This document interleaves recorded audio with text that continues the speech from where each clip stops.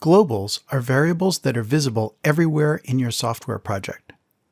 3 signs that you have trouble with global variables are: first, you have more than a handful of read-write globals. Preferably, you should have 0. Second, global variables are shared between tasks, meaning that one or more tasks can write to a global variable while other tasks read that same global.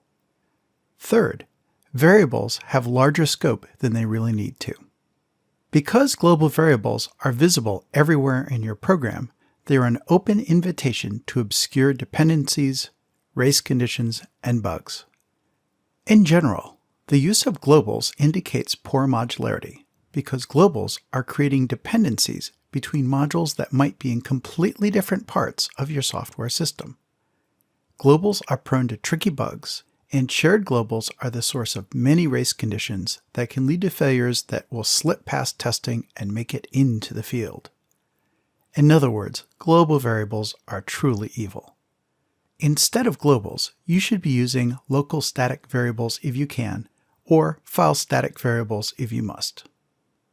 Along with variables, don't forget that procedures also have a scope, and you should try to minimize the number of procedures that are globally visible.